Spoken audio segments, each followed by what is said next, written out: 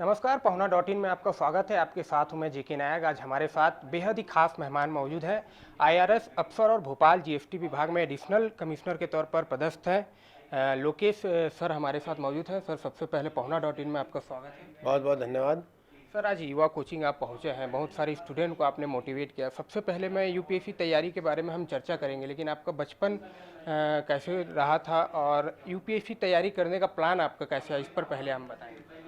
देखिए, मैं बचपन से ही मैंने एक डिसीजन लिया था कि मुझे कुछ अच्छा करना है। पहले मेरी इच्छा थी कि मैं क्रिकेटर बनूं, लेकिन कुछ ऐसी समस्या रही, कुछ ऐसी चोट लगी कि मैं आगे क्रिकेट नहीं खेल पाता। तो मैंने सोचा कलेक्टर कमिश्नर बना जाए, और बस लग गए, पढ़ाई करते रहे और आज जिस जगह पहुंच गए। सर, आपकी स्कूलिंग और कॉलेज कहाँ से और आपने यूपीएससी की तैयारी किया है कॉलेज से ही स्टार्ट कर दिया? मैंने 12th के बाद से ही मैंने एक प्लान कर लिया था कि मुझे इस दिशा में जाना है, और उससे संबंधित जो भी डेटा जो मुझे लगता था वो मैं कलेक्ट करता रहा। और ग्रेजुएशन के बाद जैसे ही मेरा ग्रेजुएशन कंप्लीट हुआ, मैं इंदौर गया, उसके बाद दिल्ली गया, और एक प्लानिंग के तहत मैंने तैयारी की। सर, जो छात्र पीएससी यूपीएससी की तैयारी कर रहे हैं उनको आप क्या टिप्स देंगे, क्योंकि लाखों लोग हैं जो तैयारी कर रहे हैं लेकिन असफल भी हो जा रहे हैं? मेरा ये मानना है कि पहले तो आप ये डिसाइड कर लें कि आपको करना क्या है, और अगर आपने ये डिसाइड कर लिया करना क्या है, तो उसके बाद आप उससे संबंधित जो पुस्तकें हैं, सिलेबस है, पिछले साल के पेपर्स हैं, उसको स्टडी करिए। जो टॉपर्स हैं उनके वीडियोस देखिए। ये करने के बाद जब आपने डिसाइड कर लिया और आपको क्या पढ़ना है डिसाइड कर दिया, तो आपको बहुत ताकत से रेगुलर निरंतर पढ़ना चाहिए। और जब आप रेगुलर निरंतर पढ़ते हैं और ये आपने टारगेट डिसाइड कर लिया और सही पुस्तकों के इस्तेमाल से आप पढ़ाई करते हैं और छोटी मोटी चीज़ें डिस्ट्रैक्ट नहीं होते हैं, तो मुझे लगता है कि आप इस एग्ज़ाम को सही समय पर निकाल पाएंगे। आपको एक अच्छे नोट्स बनाने चाहिए, अच्छी पुस्तकों का अध्ययन करना चाहिए और लगातार पढ़ना चाहिए। यही सफलता की मूल मंत्र है। यूपीएससी एक कठिन परीक्षा मानी जाती है सर। पहली दूसरी प्रयास में लोग सफल नहीं होते हैं तो टूट जाते हैं, कोशिश करना छोड़ देते हैं। कैसे मोटिवेट करेंगे?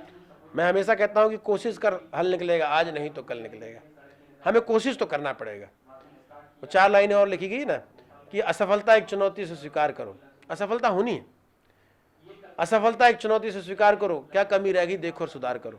जब तक सफल ना हो, नींद चैन सब त्यागो तुम, संघर्ष का मैदान छोड़कर ना भागो तुम। बिना किए ही जय जयकार नहीं होती, क्योंकि कोशिश करने वालों की कभी हार नहीं होती। यदि आप फेल हो रहे हैं तो आपको और अच्छी पास होने के लिए आपको वो एक माध्यम प्रोवाइड कर रहा है कि कहाँ आपसे मिस्टेक हुई। यदि आप एक डायरी लेखन करते हैं और आप उसमें अपनी गलतियों को लिखते हैं, पिछली गलतियों को दोहराते नहीं हैं और ईमानदारी से सही तरीके से तैयारी करते हैं गुरु बनाकर, तो उन गलतियों से आप सीखकर आपकी सफलता बहुत जल्दी आपके हाथों में होगी। सर, एक पंच लाइन जो आपके फेसबुक में भी मैंने देखा था कि छू लो आसमान, किसने रोका है, इसका उद्देश्य क्या है, इसकी शुरुआत कैसी ही, इसके बारे में थोड़ा जानकारी। देखिए, मैं भी एक बहुत ही सामान्य वर्ग से निकला हुआ एक स्टूडेंट हूँ। मैं मध्यम वर्गीय परिवार का एक बच्चा था, और मुझे लगा कि पहले लगा कि पीएससी करना चाहिए, फिर मैं यूपीएससी करना चाहिए, आईएएस की एग्ज़ाम देनी चाहिए। लेकिन जितने भी लोग मुझे मिले उन्होंने बोला कि नहीं, ये तो कठिन एग्ज़ाम होती है, हम जैसे लोग ये नहीं बन सकते। लेकिन जब मैंने बहुत ताकत से मेहनत की, लगातार किसी की बात नहीं सुना, बस पढ़ता रहा, और एक दिन मैंने एग्ज़ाम पास कर ली, तो मुझे ये बात सत्य साबित हुई कि जितनी भी चीज़ें, जितने भी अवसर हमारे देश में विद्यमान है, विश्व में विद्यमान है, वो सभी के लिए ईश्वर ने सभी को एक जैसे शरीर दिया हुआ, दिमाग दिया हुआ है। तो ये आसमान खुला हुआ है, बस छूने की ताकत और प्रेरणा होनी चाहिए। तो मैं जब तैयारी करता था, बहुत सारे लोगों ने मुझे सपोर्ट किया, मुझे साथ दिया, और जब मैं निकला तो मुझे लगा कि मुझे भी लोगों को सपोर्ट करना चाहिए, उन बच्चों को सपोर्ट करना चाहिए जिसमें योग्यता तो है, जिसमें जज्बा भी है, जो बन भी सकते हैं, लेकिन जिसमें मार्गदर्शन की कमी है, जिसमें मोटिवेशन की कमी है। तो छू लो आसमान किसने रोका है एक प्रकार की संस्था है जो मेरी पत्नी के द्वारा संचालित होती है। इसका उद्देश्य उस बच्चे को मोटिवेट करना है, उस बच्चे को प्रेरित करना है जिस बच्चे में योग्यता है, जिसने सपने देखे हैं, उसके सपनों को उड़ान देना ही छू लो आसमान का काम है। जिसके तहत हम निःशुल्क हॉस्टल चलाते हैं, लाइब्रेरी चलाते हैं, इंटरव्यू की क्लासेस चलाते हैं, यूपीएससी पीएससी का मार्गदर्शन चलाते हैं। इसके साथ साथ अभी नवोदय जागृति अभियान भी, जिसके तहत हमने गरीब बच्चों को नवोदय कक्षाओं में प्रवेश हेतु भी हमने प्रयास किया है। एक प्रकार से ये पूरी तरह शैक्षणिक अभियान है, और अन्य कई राज्यों में ये अभियान चल रहा है। सर, आपने बताया कि आपके पिताजी प्रिंसिपल थे, उनका निधन हो गया, आपको अनुकंपा नियुक्ति मिल रही थी, उसके बाद आपने अनुकंपा नियुक्ति नहीं लेकर एक बड़ा रिस्क लिया था उस समय। देखिए, जितना बड़ा रिस्क होगा ना, उतनी लंबी छलांग होगी। तो आपको समझना पड़ेगा कि यदि आप छोटी छोटी चीज़ों पे इन्वॉल्व हो जाएंगे तो आप बड़े सपनों को पूरा नहीं कर पाएंगे। यदि बड़े सपनों को आप पूरा करना चाहते हैं तो छोटी चीज़ों को छोड़ने की ताकत डेवलप करनी पड़ेगी।